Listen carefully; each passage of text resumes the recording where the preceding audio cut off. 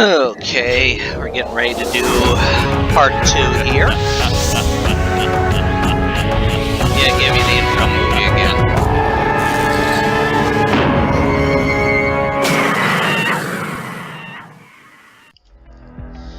Okay. So this time around, we're going to go through the areas of the museum that are a name from the register. Not necessarily open to the public. And that starts with Professor Windlenot's office. So let's go over here first. Take note where this is, alright? That's important. And yes, there were things found off of Bimini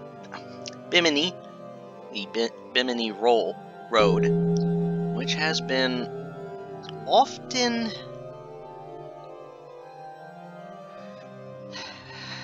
hinted at signs of Atlantis.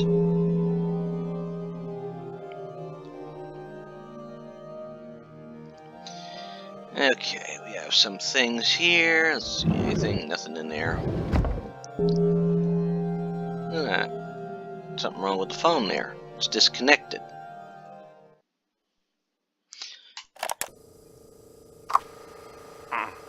30th of September 1980. Returning from Africa, I discovered something profoundly disturbing. Someone has been here. Furniture has been tipped over. And the book, Egyptian Hieroglyphics Explained, not in its place in the library, but face down here on the office floor. And oddly, one of the pages is torn out. And I feel the presence of... I'm not sure. I must investigate the second floor. The puzzles. When I created them, I never stopped to think they would be an obstacle in the event of some terrible occurrence. Damn short-sighted of you. The Ixupi. Someone has released them from their vessels. Never has anything been so evil. A name written in the lift. Merrick. Who is he? One of the missing youngsters? Here in my museum? If so, are they both here? Can they still be alive? Probably not. Evil entities attacking from everywhere, robbing me of my life essence. I can't seem to find the right vessel for each Ixupi. Without it, they can't be captured. Without it, I am doomed.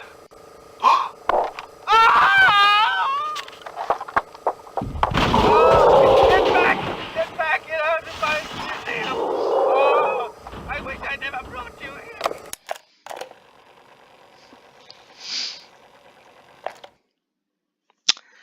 Yeah, he was short-sighted, wasn't he? His scrapbook. An interesting read. Presentation of a griffin. If you know the tale... Actually, I'm not entirely sure of the story of the griffin. I know it was mentioned in Greek mythology. I forget what hero was that bested them. Stonehenge built by space aliens. That's another one of another theory. When Professor Windlenot was breaking ground for his museum in 1961.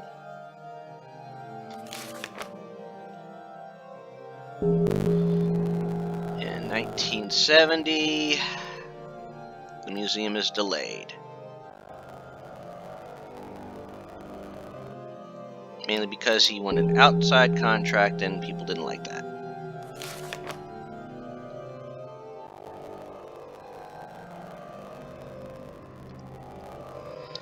Jeffrey, Professor Windlenot's son, attending Oxford and studying banking. And there are the Ixupi pots. Yeah, we're going to be seeing more of them lately. A collection of Does it in here say how many it is? Apparently everybody's bad luck has befallen everybody who's had the Ixupi pots. What do we got here? A letter.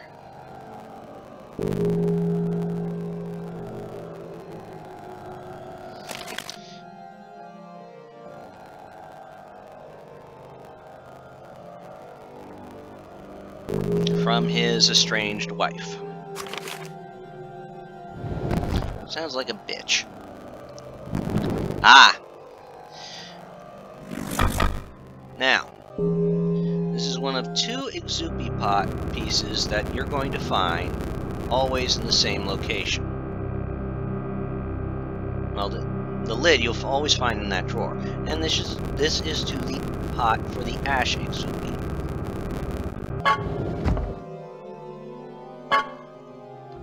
Just so I remember where it is, I'm putting it back in the... I said I'm putting it back in the drawer. Okay. Back in the drawer, back in the drawer. Professor Windlenot's coat. Ah, there's Merrick, and there is Elizabeth. Beth Nelson. Missing in the museum, and it's the boy who's been following him. There must be a reason for that.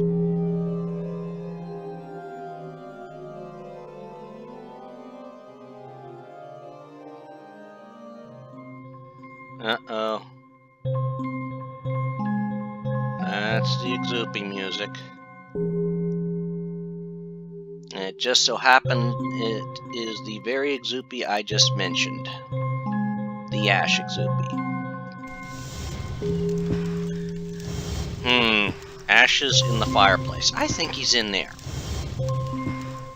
But we're not going to tackle him right now. As is, we do not have the full Ash Ixupi vessel together. But where we're going to go is in this door here. This is Professor Windlenot's workshop.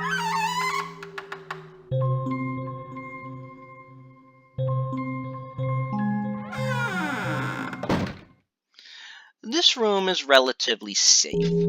Just like the Professor Windlenot's office, there's only one Ixupi that would show up in here.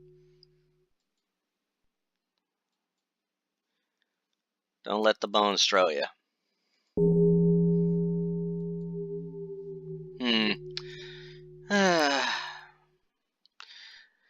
Not a very orderly office. I mean, look at this. The tools are mixed up. Well, this hammer looks like it's the wrong way around. The axe is missing. I wonder where the axe is. Ah! Ooh, possible basilisk. Let's see. 241, 109, 490, 147, 65B, and 342A. Bone fragments found in Nigeria. Now, I'm sure you're wondering why those are important. Believe it or not, those are very important numbers. And that is because there is a puzzle nearby. One of the few puzzles where the answer is close at hand and can be found quite easily. Other ones, it ain't that simple. And if you don't know what a basilisk is, read Harry Potter and the Chamber of Secrets if you want to get a quick explanation. It's often known as the King Serpent. It also gets tons of different views. Sometimes people can mix up a basilisk with a cockatrice. Okay. Now this is a puzzle in which you have to open 6 drawers.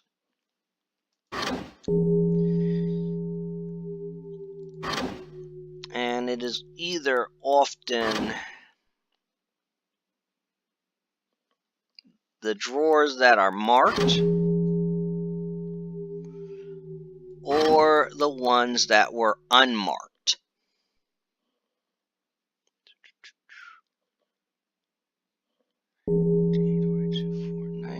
And there, 241. And can I turn the key? No. Believe it or not, puzzles like this have been used in other places. In fact, one notable was the late 80s, early 90s game show known as Wipeout. Ah, there we go. See, the key's glowing. Open these drawers, and the key glows. You turn the key, and the cabinet underneath opens, revealing crud. An Ixupi pot head.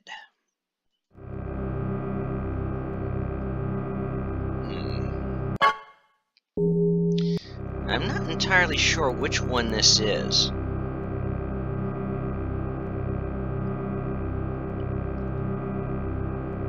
That one I have to look up, to be honest. And as a recommendation, I would suggest writing some of this stuff down. Because it's always important to write the stuff down.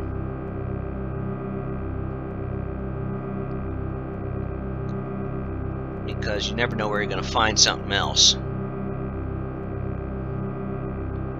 A head with 3 horns on top.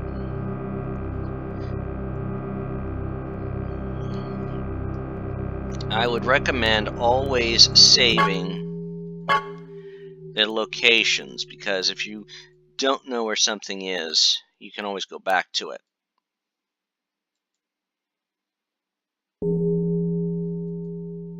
Okay. This is safe right now. This wooden totem here, that's going to be a hiding place for the wood Ixupi.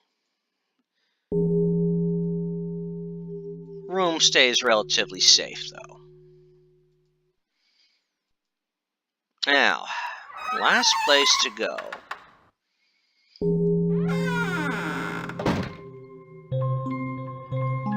Ash Ixupi's still here. And I'm sure you're looking at this and seeing one door and a tapestry. You know, that tapestry's just really oddly placed. I think there's something there. A secret passage. And it looks like another elevator door.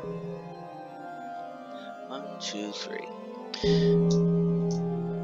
Now, please remember, because, as I said before, these elevators, you gotta solve a puzzle by putting the items in a diagonal line. That number is going to increase as the more you use it. I think the most I've seen is 6.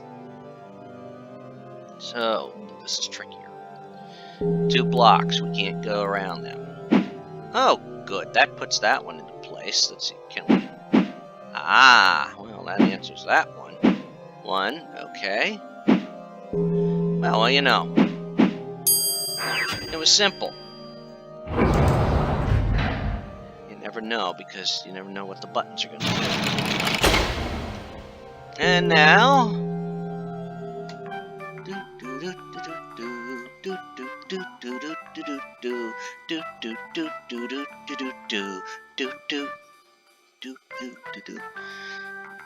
You know, I hadn't played this game in a while, many years ago, and I was with my wife somewhere, and I started humming this music.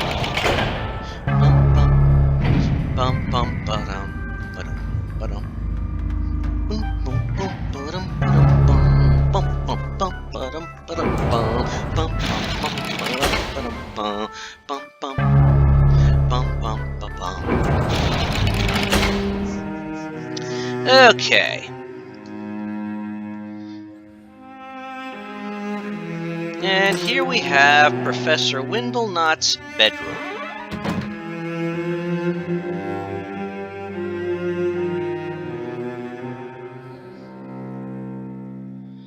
Yep, he lived in the museum. See, there's the Windlenot coat of arms.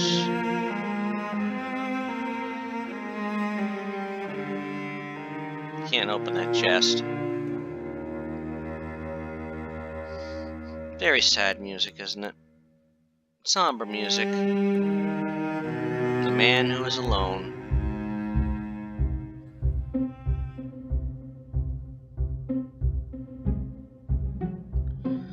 Oh, damn, this is the first time I've ever run across this. Hear that? The Ixupi music. I've always heard that there could be an Ixupi hiding up in the professor's bedroom. Never once ran across it myself. That is Jeffrey when he was young, and Professor Windlenot's journal.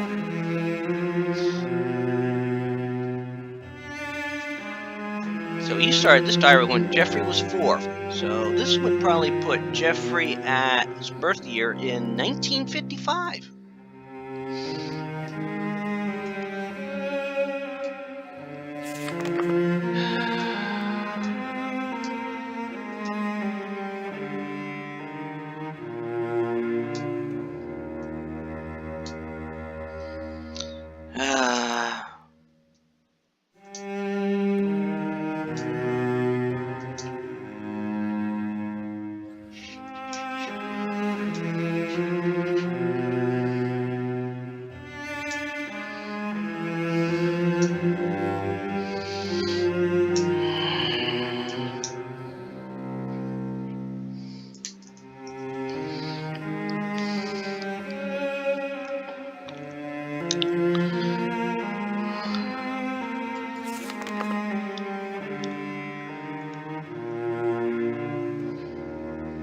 Wow, and it shows when he purchased the land for the museum, the groundbreaking for the museum.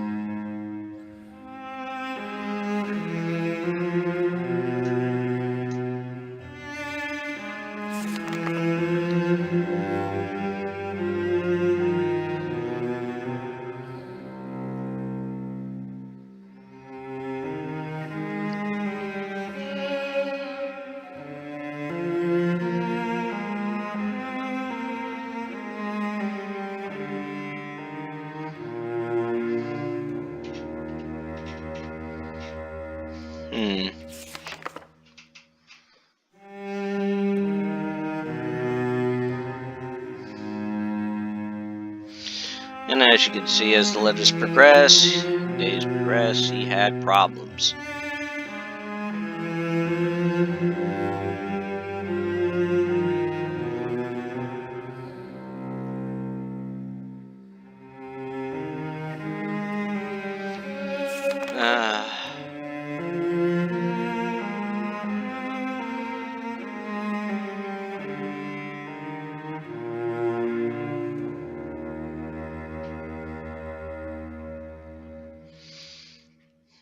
So we saw her letter earlier, and as you see here, I'm trying to give people time to read it because some of it is very interesting to read. I'm sure people will pause it.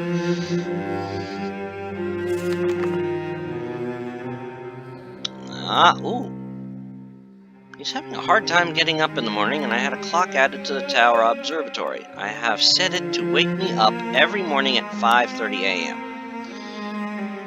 It has no AM or PM function, so remind me again that it is time to eat at 5:30 p.m. If only I will remember to set it. 5:30, very important. That's an important detail.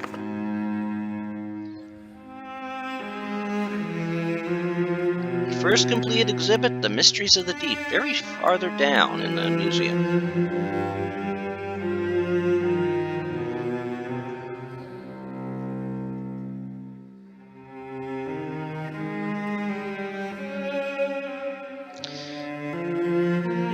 Spanish is getting better.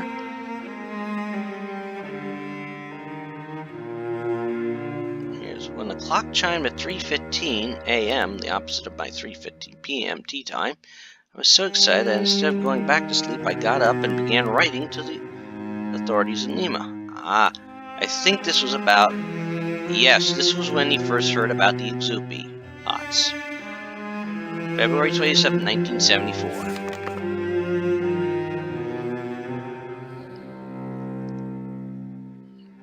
The last owner before Windlenot was Siegfried Schwartz.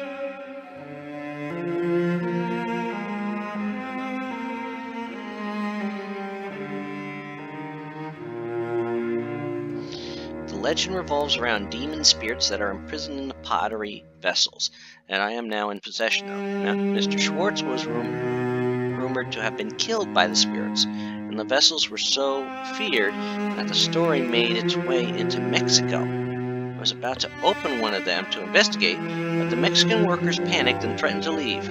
I have decided to call in an expert to read the stone tablets. Professor Edmund Rasmussen read the stone tablets. The original translation was very accurate, if over-dramatic. No, it's never over-dramatic when you're talking evil. Evil's never known to be not dramatic. Place the vessels in tomb-like display of their own.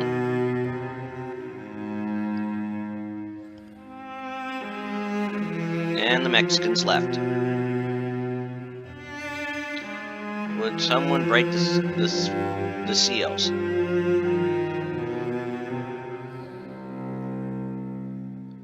Curb his own curiosity. Final touches of the museum are going slowly. March 23rd and then January 4th, 1980. I'm going to spend the next few months devoted entirely to finishing my collections. So tired of fighting with laborers, and there are still many displays that need filling. Made a trip into Mount Pleasant, and this is where he first starts to notice Merrick on August 20th. And September 7th again. Kid's fascinated by him.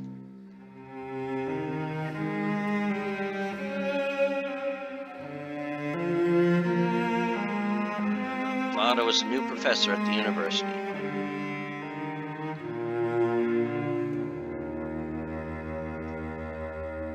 Someone else was following him. Oh, a rather pretty young lady. Was doing a better job of following him than he was of following me. A very interesting mystery. Departing for Africa. And on September 17th, Professor Windlenot received Jeffrey's letter.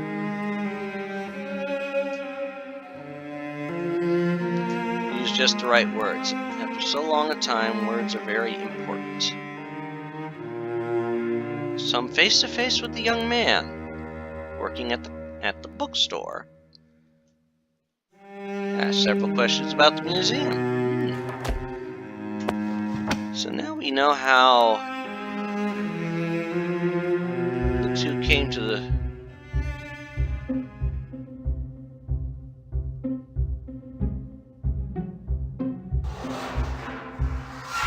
hear the sheet metal. That's the sound of sheet metal being worked, and that proves to us that right here is the middle Ixupi.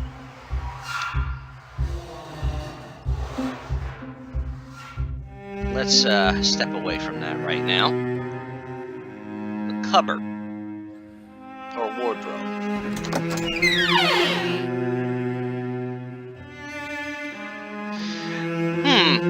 A lot of the same outfits. Believe it or not, this is something even Einstein said to do. Wear the same outfit every day. It saves on brain power.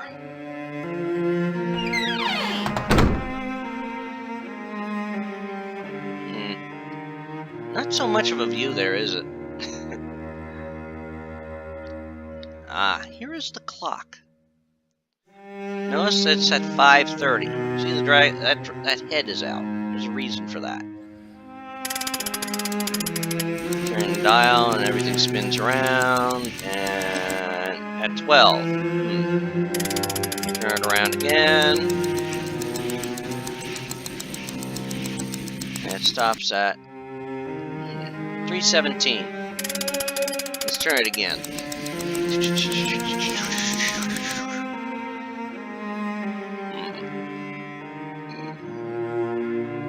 9:30, I believe.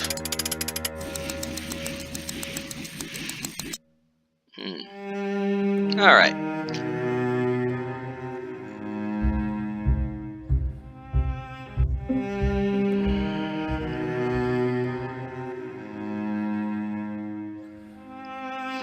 it or not, you can actually look up at the ceiling in this room. Let's see. Yeah, I think you have to be at the right position to do it. Let's see if I can do it here.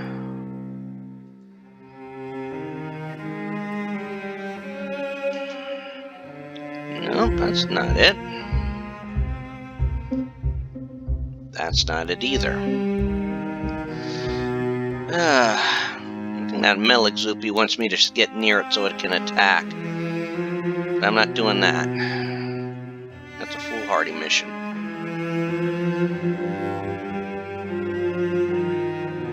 Nope.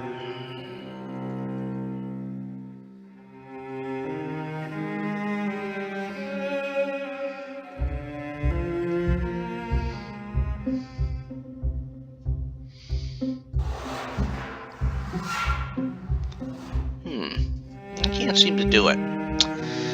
Oh well. We've wasted enough time in Professor Windlenot's bedroom. So we're gonna go downstairs, back to the office, and prepare for our next... And here's what I told you. Leave up to 5.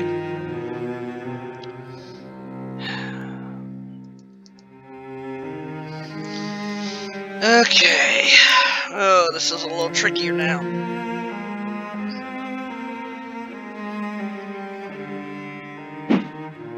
Okay, only 1. Oh, that's 2. That's in spot. Okay, we got 3 in. Okay. And that lines up. There we go.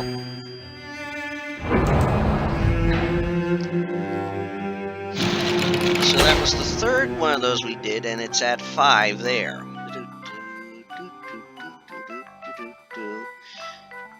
So if it follows a trend, the next one I do, it's going to be at 5, and then everyone after that is at 6. Yep, 6.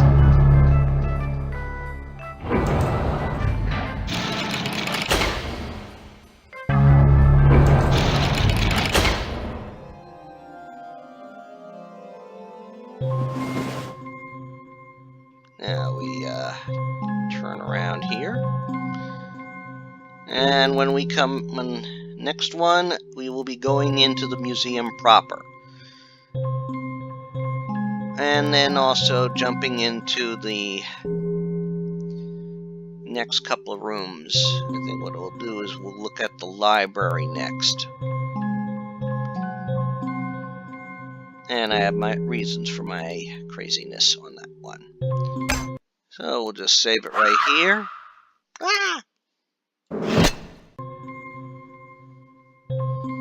And take care.